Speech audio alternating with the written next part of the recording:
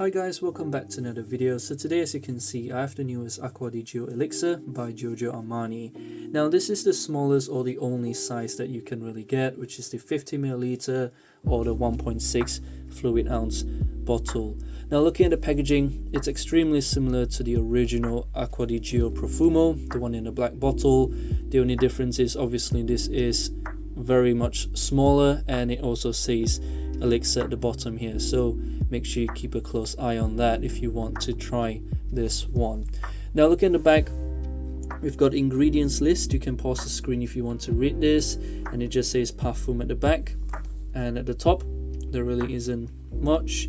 The bottom, you've got the batch code etched down here. So without further ado, I'll open this and show you what the bottle looks like inside. So the box on the inside looks something like this. It's just a plain kind of a black cardboard, and then it just folds back like this. The bottle itself looks like this. It has a very nice kind of a gloss finish with the logo at the bottom, Giorgio Armani. And at the top we've got the logo.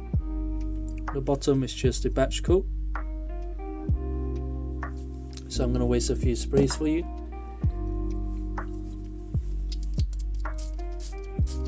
Very good spray, and the cap, there's nothing under it, and it just clips back in place as a magnet. So looking at Fragrantica, we can see the main accords are aquatic, citrus, woody and leather. And if you take a look at the breakdown of top notes, there's bergamot, nutmeg and green mandarin. Middle notes, we've got water notes and violet leaf, and the base notes, we've got leather, patchouli, vetiver and labdanum.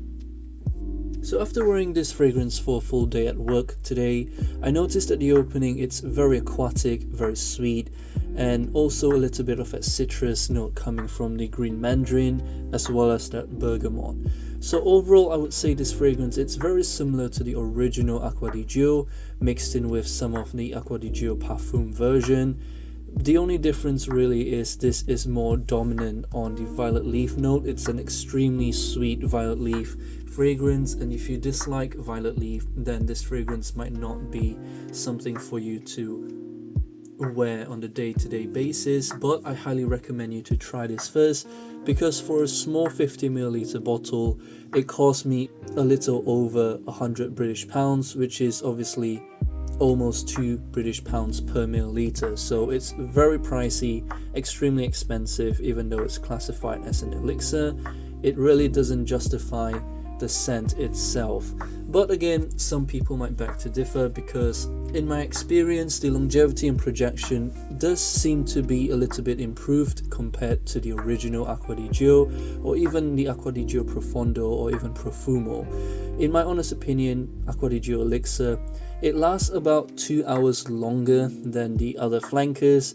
I think this on my skin lasts for a good 8 to maybe 9 hours, so the longevity definitely has improved. But in terms of projection, it's still very weak. It only projects for about 30 minutes to 45 minutes before it turns to a fairly faint skin scent on my skin and clothes. So for the price I paid, I would really expect it to project a little bit more. But then again, it could just be me, it could just be my nose not picking this fragrance up.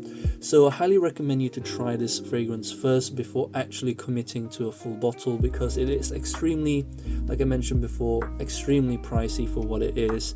And if you have tried this fragrance, let me know what you think about this in the comments below, because honestly, the way it smells, it's quite similar to the other Aqua Di Gio flankers. So I would say this fragrance is about borderline redundant in my honest opinion. So let me know what you think about this fragrance in the comments below, how it compares and what you think about this, because I'm really intrigued to know what others think. I would rate this fragrance a solid 8 out of 10, mainly because the scent itself, it's very nice, it's very pleasing to smell. It definitely has the original Aqua Di Gio DNA, and also the longevity for me has definitely improved. But in terms of the scent and the price point, it is a little bit expensive compared to its flankers. So yeah, definitely let me know what you think about this, and as usual, I'll see you all in my next video.